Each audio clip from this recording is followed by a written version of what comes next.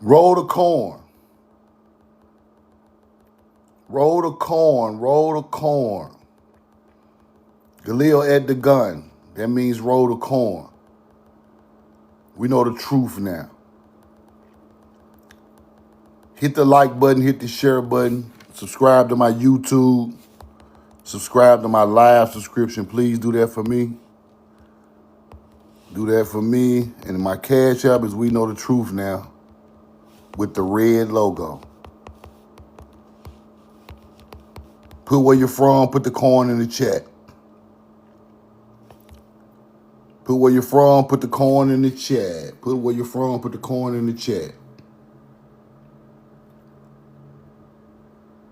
Roll the corn. North Carolina in the building. Aboriginal Carolinian. What's up? Follow Aboriginal Carolinian. Follow real. Yo, yo, yo, yo. Follow real. Follow real. Everybody follow everybody. Share the information. Roll the corn. Let's go.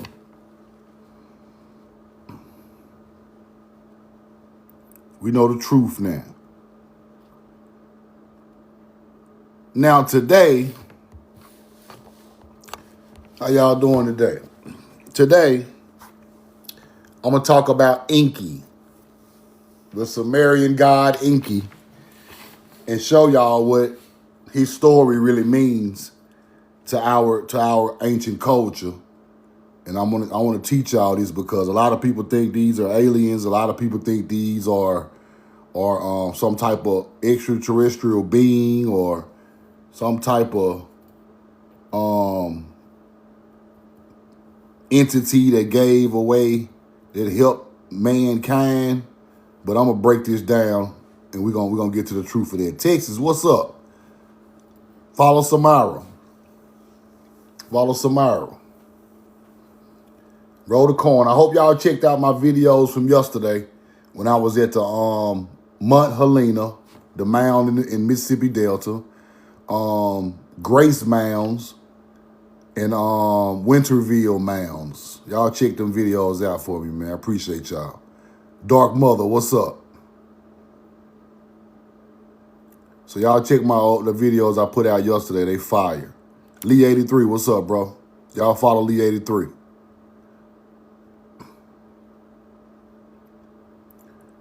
So check on my YouTube. I got the whole experience when I was going through the Winterville Mounds. Baby Nismo, what's up?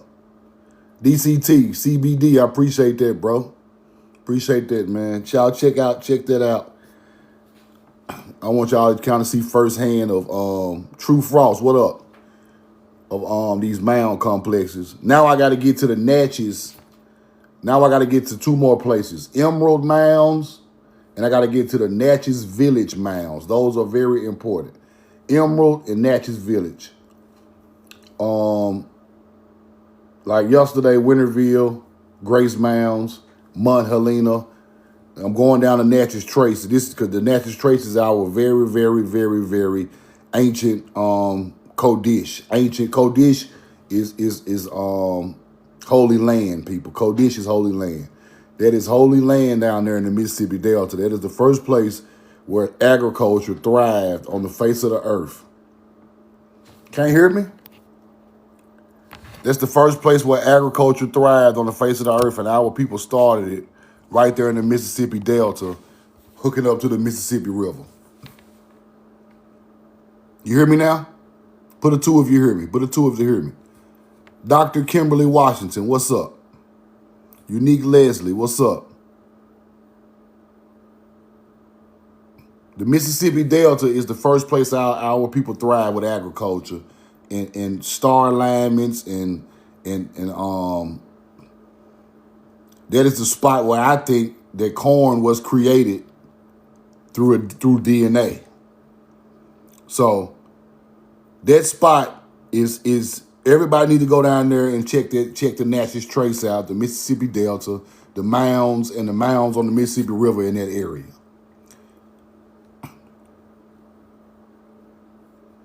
I really believe that land is part of the land of the creation story. Everything, all the information I've read leads me right back to that area. Rick, what up? Y'all follow Rick. Courtney Lemieux, what's up? Now today, I'm going to talk about Enki, and I'm going to break Enki down so we can understand when people talk about Enki and Enlil and Ninhursag and Anu, we know what they're talking about, because they can just tell us anything if we don't know what these entities are and where their knowledge comes from, right? So check this out. The narrative begins with a description of a place called Dilmun, I think. I got to shrink this down. A garden of paradise, which is very similar to the Garden of Eden in the Bible. It's a pure land without suffering and without people, but occupied by the gods of some versions of a tale. Dilmun is a place referred to as eastward in Eden. The story begins in a time before duality, when there was a world of men to speak of and no life. Dilmun is experiencing winter and without fresh water when Ninhursag, also known as Ninmah, the patron goddess of Dilmun, pleads to Enki, right? This is the creation story that the Sumerians have. Ninhursag pleads to Enki, the god of water, to moisturize the land of the gods. Enki thus instructs Utu, the sun god, to bring water up from the ground when he rises in the sky, right? Now, what do you think they're talking about? What do you think they're talking about, people? Put it in the chat. Enki is talking to Ninhursag and Uti, the sun god, for moisture on the land, right? What do you think they're talking about? Why do we want to moisture the land? What do you need the sun, land, and water for? Agriculture. There you go, real. There you go, real. Now we get into the truth of the matter. Now we starting to understand what's going on with what they're talking about. Enki is the underworld god. He is in control of water. Ninhursag is rocky or desert land. Uti is the sun. So when we put water with desert and rocky land with the sun, we start the beginning of the process of getting agriculture in these areas, right? Now here we go. Ninhursag, Enki, the god of water, Uti, the sun god, all together on the land makes agriculture. This is the creation story, people. This is the first creation story. Now, let's go do a little research on Ninhursag so y'all can see what I'm talking about. Because I want y'all to understand this. Roll the coin. I want y'all to understand everything that we talking about. Right? Ninhursag. Let me see what we got.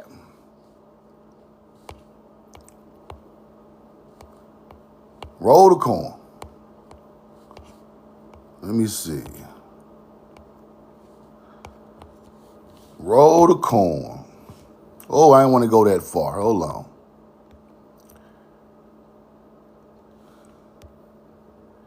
So Ninhursag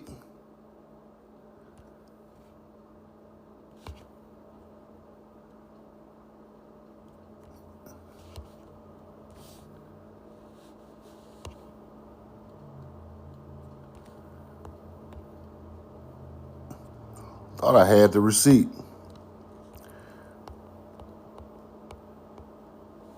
But I'm just going to tell y'all. I could pull it up. I could pull it up right quick, but I ain't going to stop the live. Ninhursag is a representation of the land. A representation of desert land, rocky land, right? That is the representation of Ninhursag. Enki is the god of water.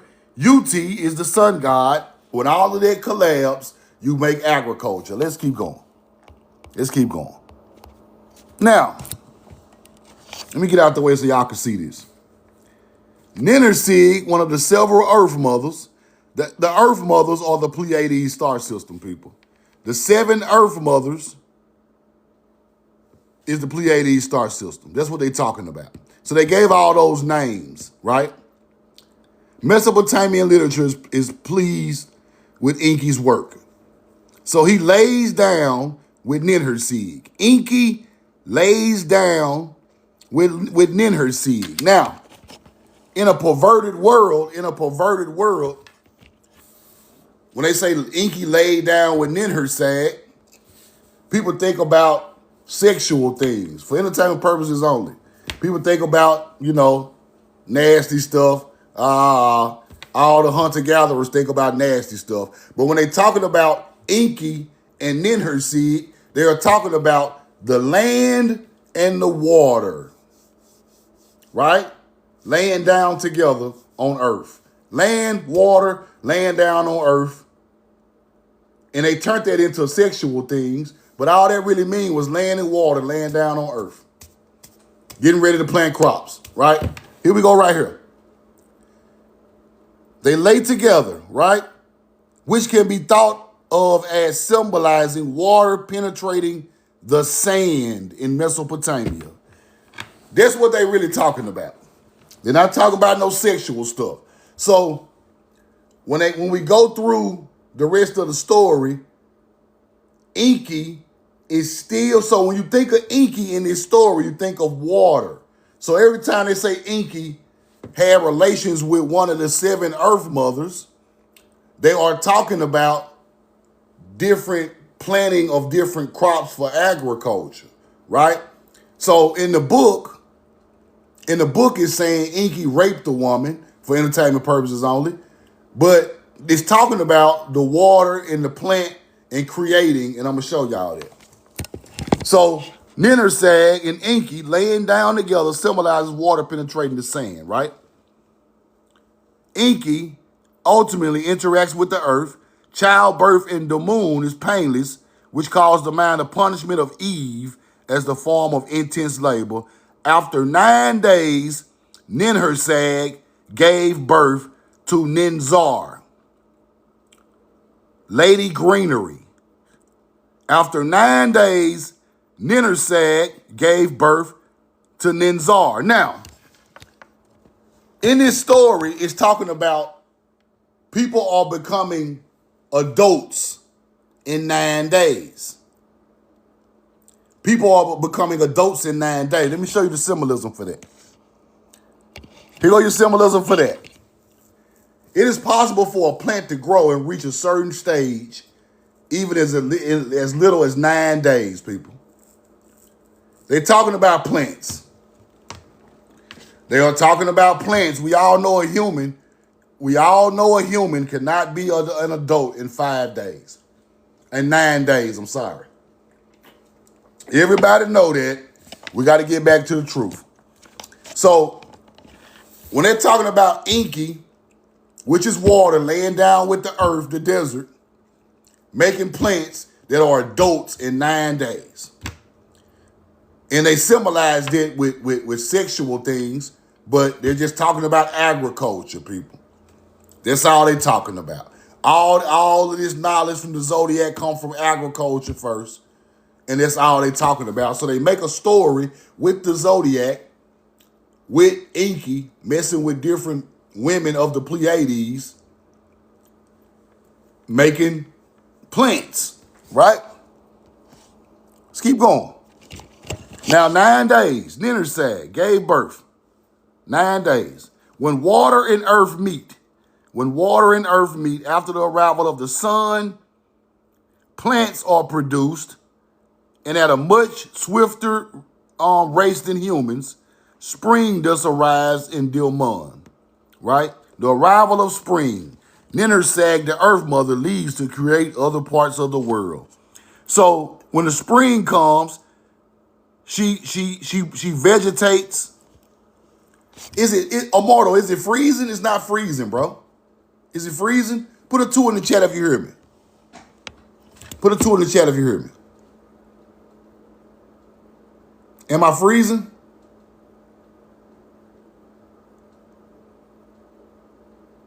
Okay, I'm good. Okay.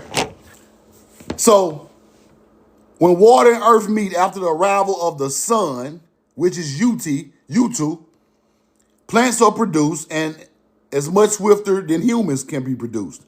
Spring thus arrives in Dilmun. Now the earth mother moves around the world after the arrival of the spring to put crops in other parts of the world. This is the teaching of the Sumerian. This is our teaching. Same thing we done over here. Same thing we done over here. That's how they got there. Let's keep going.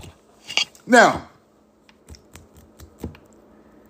with the arrival of spring, Ninersag, the earth mother, must leave to create other parts of the world. Ninzar grows to a full adult in 9 days, again referring to the growth rate of plants. You see that, right? Ninzar grows to a full adult in 9 days, referring to the growth rate of plants. Enki is laying down as water with the earth, with the ground, having babies of plants, and they are full adults in 9 days. Hunter-gatherers gonna tell you that Enki is making humans. Hunter-gatherers gonna tell you Enki is fertilizing fallen angels, having babies with somebody on the earth, and they having humans making DNA, and that's not, I told y'all that wasn't true. This is mythology. This is the way they tell the story to make it a story. But the true thing is, Enki is water, irrigating land to make children in 9 days, which is plants, right? Now the two-faced Ishmud, it's a mud. Now the key word is mud. The key word is mud, right? You put water and dirt together, you get mud. So it is mud. When Enki gets with the soil, it makes Issa Mud, the two-faced minister of Enki. This is Enki's messenger. That's what they called him, Enki's messenger. Let me show you. Enki's messenger. Hold on. I got this somewhere. Roll the coin. Enki's messenger.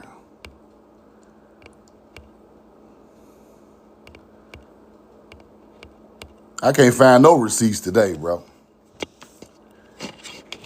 But let's get back to the story. But let me show y'all, I didn't even get the receipt. I'm slipping today, y'all, my bad. Okay, Ishmud, right? He is the divine attendant of Enki, depicted with two faces. So right here, at the depiction at the bottom, this is Ishmud, meaning earth and water put together. Enki and Ninhursag, right? Well, Anana is one of his daughters, which is a plant. And then you got U2 is the sun. So that's what this means. Water and earth. Enki is the underworld god of water. UTU is the sun. And the other one on here is Inanna, which is a daughter of Enki, which is a plant, right? That's fire.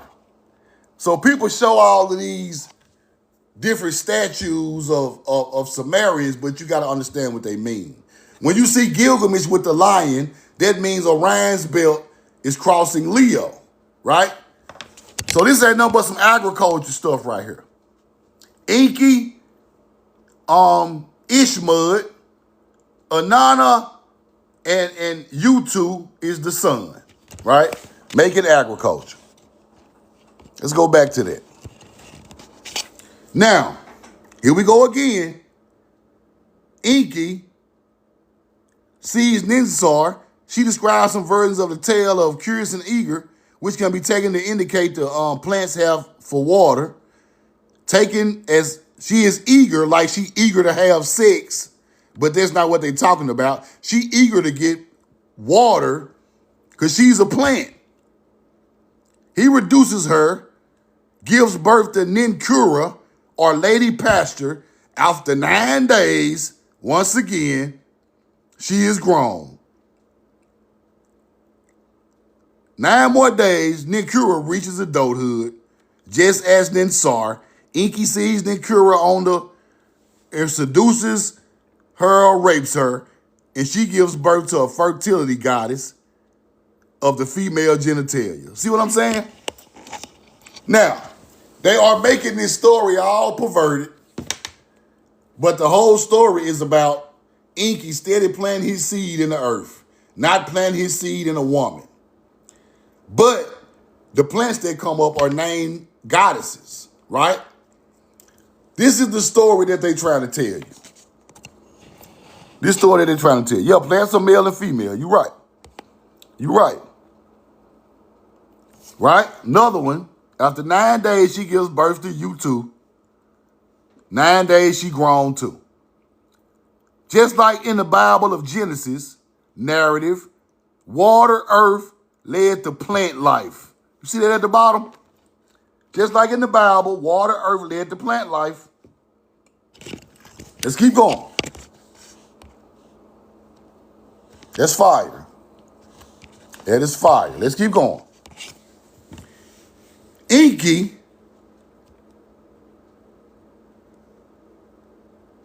right? Enki retrieves the fruits of Utu, one of his plant daughters, from the gardener, brings them to her. Upon receiving the fruit, Utu is also raped. But they talking about planting your seed in the earth or using that plant to plant again. Earth Mother helps to remove Enki's so-called such and such from Utah's body and is cast upon the dirt. In 9 days, 8 plants emerge from the soil.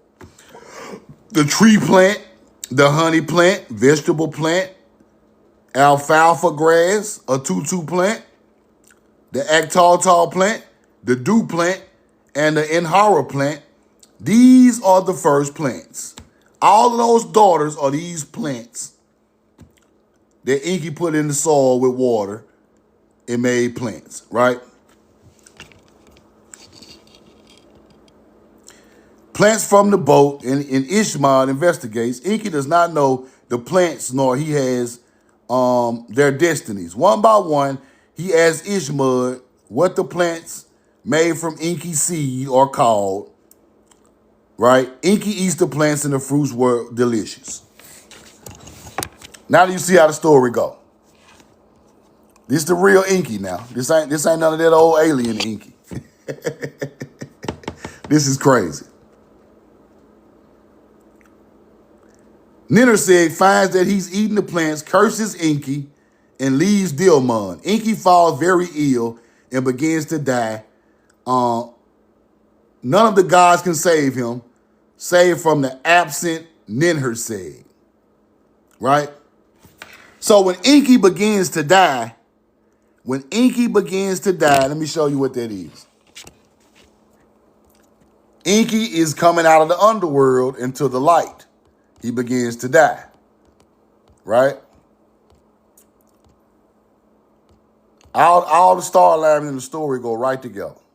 So Enki is about to die, right? Here we go.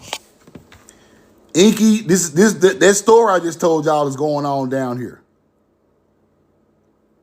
You see how it says Enkidu in the underworld?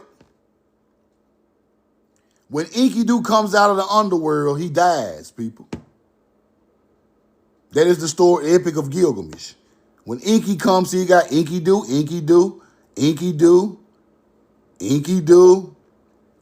He is the southern stars. He's the southern star. So when Enkidu comes out of the underworld or the dawn or the night, goes into the light cycle, which is up here, over the equator, he dies. That is what that story is about. I want y'all to remember that, because somebody try to tell you some cap, you're going to be able to break that down. Okay. Now, Enki got all of these different people, and now this is what's very interesting. Now, let me show y'all this. Abu, god of plants and growth, right? So now these are different parts they're using for like bodily parts, like the nose, right? The mouth, the throat chakra. You see that? The goddess of healing. Now it's talking about like chakras of a human being later on in the Epic of Gilgamesh or later on in the Sumerian story, right? So, but check this out. This is where it get deep. The creation of woman from a rib may have served as a basis of the similar creation Eve in Genesis, right? The gods are best understood in the original, which sounds very much like responsible for healing. So the Bible ain't the first place they said women came from man's rib. It was the Popol Vuh. The Epic of Gilgamesh said this first. This is where we get into Bible literature that comes from ancient literature all through time, and then they turned it into a Bible, right? You see it, right? Creation of Eve in Genesis, just like it, the rib. Let's go back. And from the rib, Ninti, the goddess of life, the creation of a woman from a rib, may have served as the basis for the similar creation of Eve in Genesis. Now we're starting to understand where these stories come from. The Epic of Gilgamesh is just like the Popol Vuh. The Popol Vuh is older from South America, right? That same story about the rib going to the woman is in the Popol Vuh. The Epic of Gilgamesh got it also. Then it breaks down into Bibles a little later than that. So all of these stories came from somewhere, people. Don't think they just popped up and YT people created them. YT people ain't create nothing. They just took different passages from different ancient culture, stuffed it all in one book, and then writings that ancient cultures had in tombs and mounds and stuffed it in a book, right? But we're talking about plant growth. Here we go. Watch this. Every time he responds, she takes a pain into her body and gives birth, as Eve does after the fall, to a god, right? Just like Adam and Eve. Let's keep going. The Earth Mother determines the destinies of the new gods. Abu was made king of the grasses. Ninsutu, they're talking about different crops or different things mixing with each other right here. Nepal celebrated Enki's new home in Eridu. From an agricultural perspective, this story could be read as a cautionary tale about the over-irrigation of crops. That's what this story is about. From an agricultural perspective, this story could be read as a cautionary tale about the over-irrigation of crops. Enki is talking about creating crops, people, not human beings. They lied to my people so bad they got us out here thinking that these people were creating humans. They were creating agriculture in Mesopotamia. When Enki plant a seed, that is agriculture in a place. Ninhursag is the land.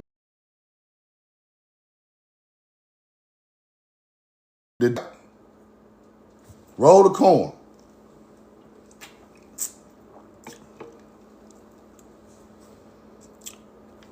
Put a two in the chat. Put a two in the chat. Put a 2 if you hear me. Give me a 2 if you hear me. 2 if you hear me. Okay. From an agricultural perspective, this story is about a cautionary tale about over-irrigation of crops. I told y'all what these stories was about, man. I preached about that agriculture started the knowledge of the earth, people. And people thought I was crazy.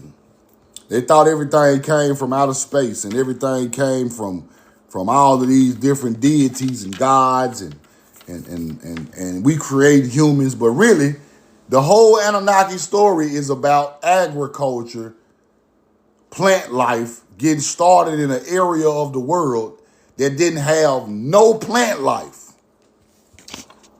No zodiac, no astrology, no math, no plant life until these people pulled up and taught them that. And this is the story they used to teach them. Now, Ningizita, hold on, let me go back. Ningizita, right? Ningizita. Let's go check it out. Ningizita, a Mesopotamian deity of the underworld. That's why she messed with Enki, right? She messed with Enki because she in the underworld. Her name is Sumerian as Lord of the Good Tree, right? It just showed you that Enki mixed with one of the other plants made a tree. That was Ningish. See that? That look like corn, but I ain't gonna just press the issue. But they look like a corn, but I ain't gonna press the issue on that. But we talking about, long as y'all know I'm talking about agriculture, right? Then you start getting these symbols with the snake around the pole and all of that popping up over there in Samaria, but we've been had this over here way before they got it, right? So this knowledge came from here. He got, those are the snakes right there. Now, this is very interesting. This is very interesting. You see them 2 snakes? You see them 2 snakes right there? I hope I got a picture of this. Let me see.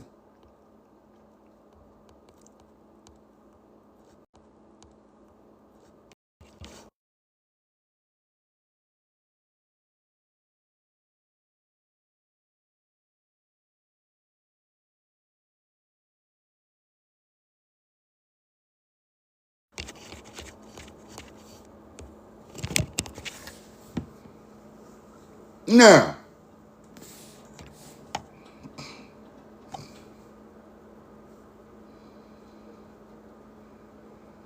the 2 snakes. Now look at the Mississippian symbol. See that? Now, the reason I'm showing you this one is because that's the symbolism. That's agriculture symbolism out of the stars. This is the first version of it. The Mississippians made this symbol, building mounds in the Delta.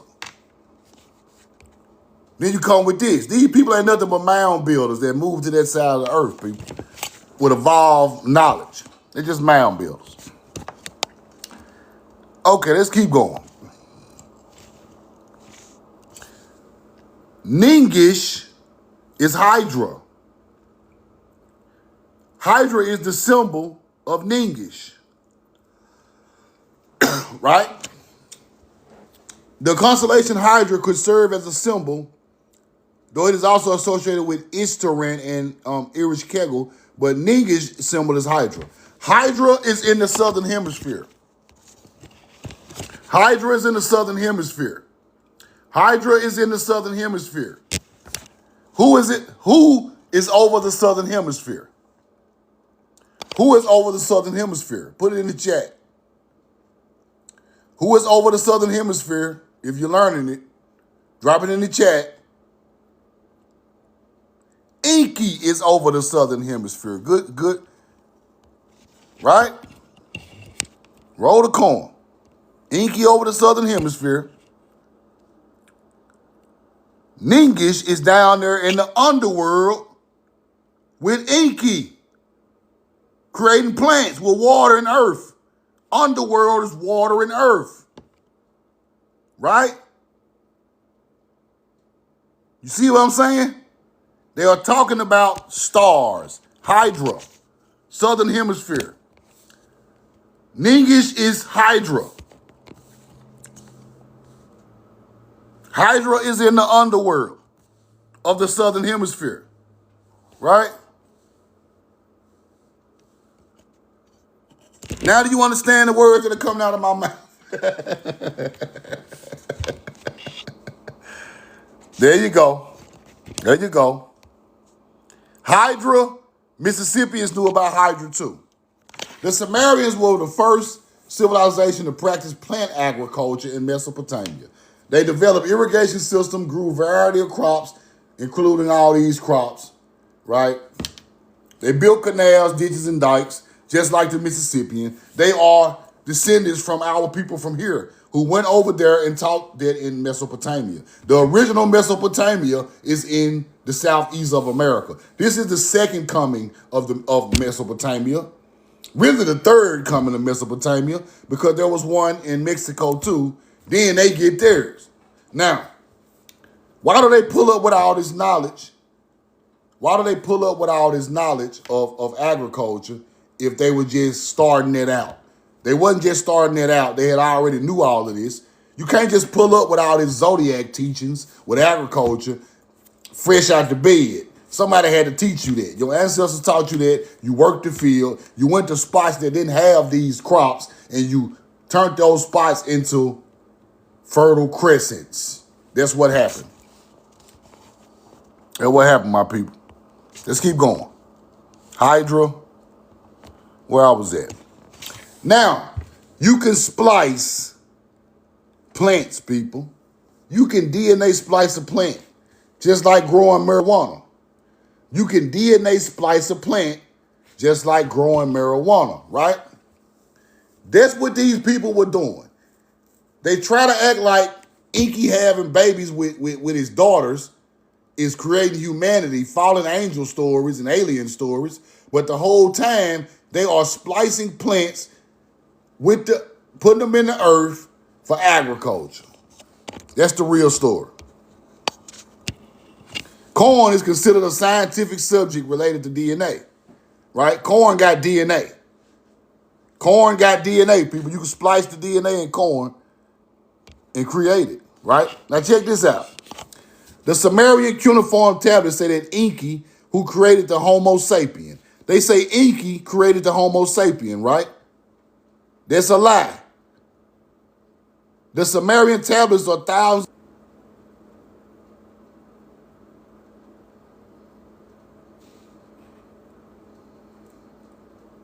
Give me a 2 if you hear me. Put a 2 in the chat. Put a 2 in the chat. Put a 2 in the chat. Y'all hear me? Put a 2 in the chat. Give me a 2. The Sumerian tablets are 1,000 years older than the first Bible was ever written.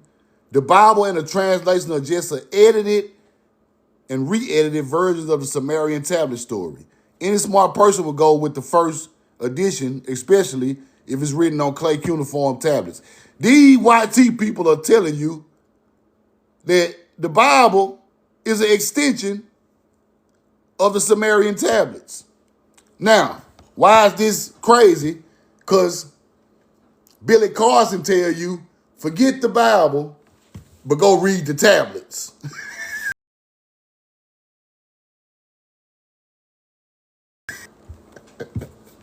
Roll the coin. Roll the coin. Give me another 2. People blowing me up this morning, man. Give me a 2. Give me a 2. Give me a 2. Give me a 2 if you hear me. Give me a 2 if you hear me. People calling me this morning. I'm sorry, guys. A lot going on around here. Billy Carson would tell you not to mess with the Bible. Not to mess with the Bible, but he would tell you the Sumerian tablets taught you everything. The Sumerian tablets are telling the same story the Bible telling. The Sumerian tablets is telling the same story as the Bible. You can't diss the Bible and then try to tell people to learn from Sumerian tablets. That's how I know he a paid agent, because that don't even make no sense, bro. Let's keep going.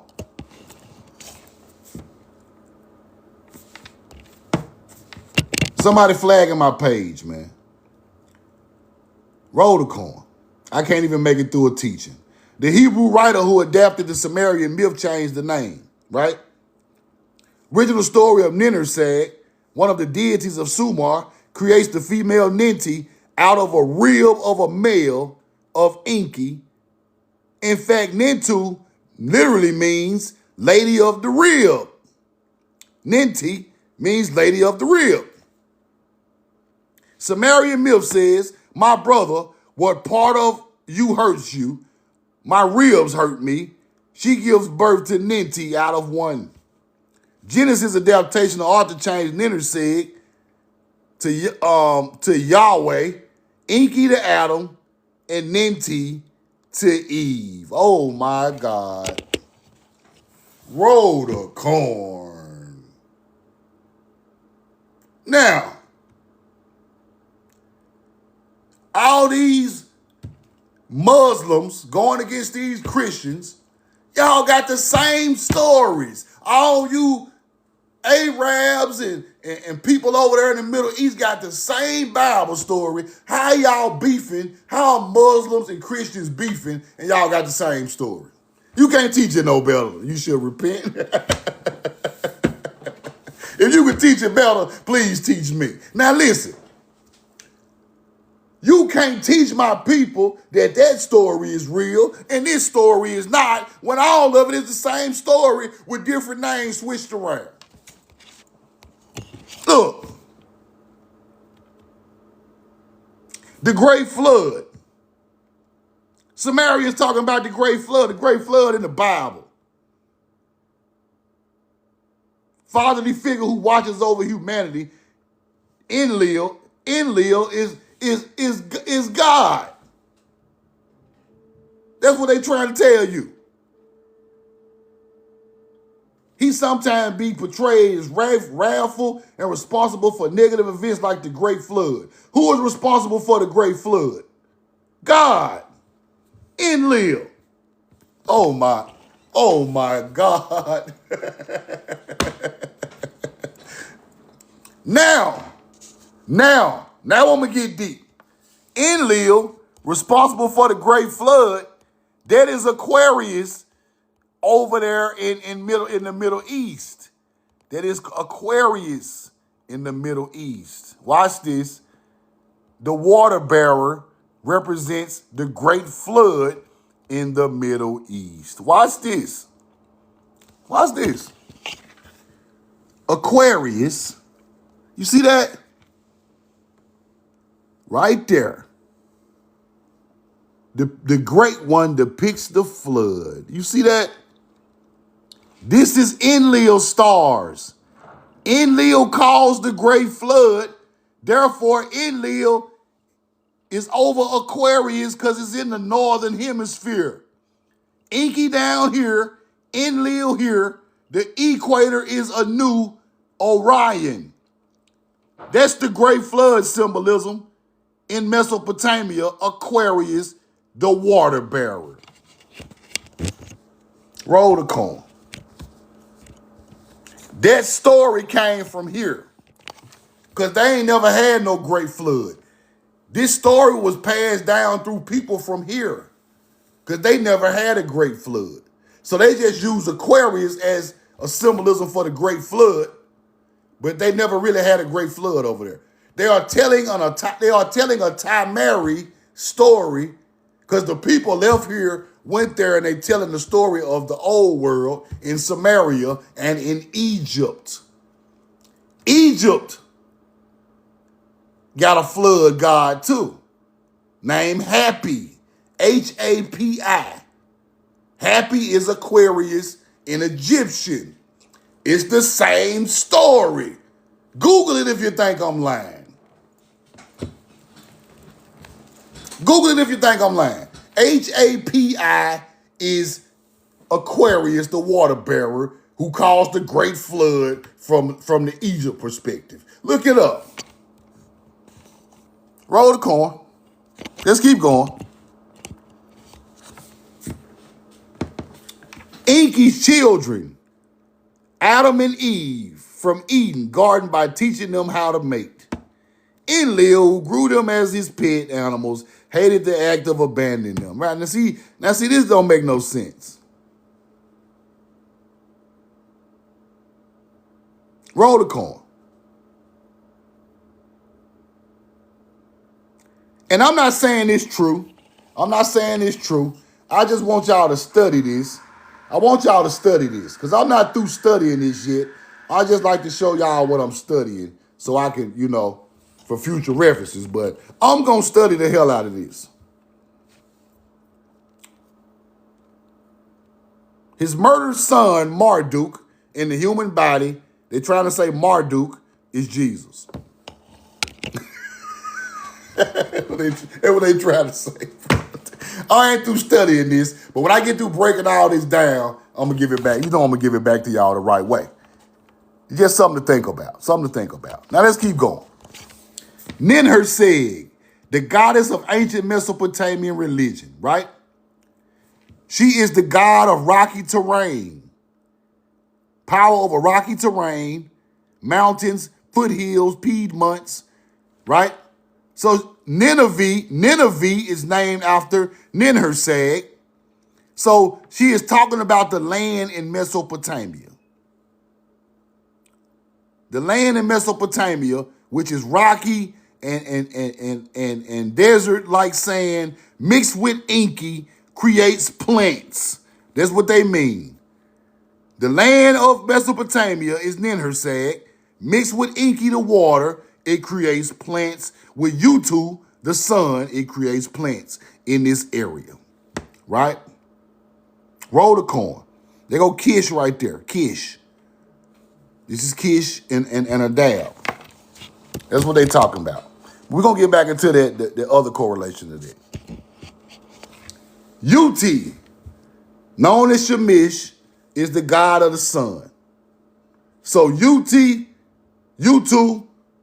Nineveh, and Enki create plant life in Mesopotamia. That ain't nothing but Ra. That's all that is, Ra. There's just another symbolism for Ra right there. Roll the coin. That's all that is. Here you go.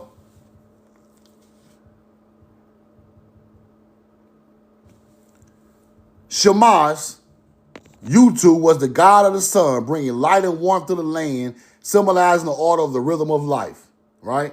He is believed to oversee everything that happened during the daytime and was associated with truth, judgment, and justice. He is considered the judge of both gods and men. Travelers prayed for protection. Shamash was the son of the moon and Nana Sin, and the fertility goddess Ningal, and his twin sister was Anana Ishtar, right? But I'm gonna have to break all of these goddesses down so y'all can understand. But I want to show y'all that today. So when they talk about Enki having men, or his people was growing in 9 days, they're talking about plants, people.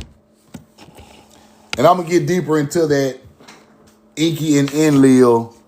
That Enki and turning into God thing. I'm gonna get a little deeper in that.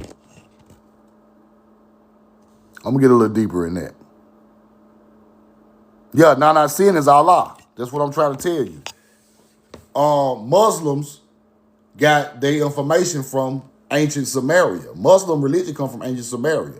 Muslims look at the moon alignment with the morning star. That is Sumerian. That is ancient mound builder knowledge. You're exactly right. Nina Sin. Go look in the Quran and go find corn in the Quran.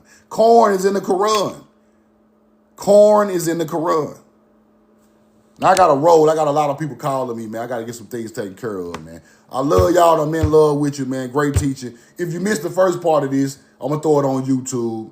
And I'm going to go back live a little later, man. Y'all have a great day. Galil Ed the Gun. Appreciate y'all watching the YouTube. Appreciate y'all for subscribing to my live subscription. And I appreciate y'all for sending y'all a couple of people to send me the cash app. We know the truth now with the red logo. Love y'all, ERG. We know the truth now.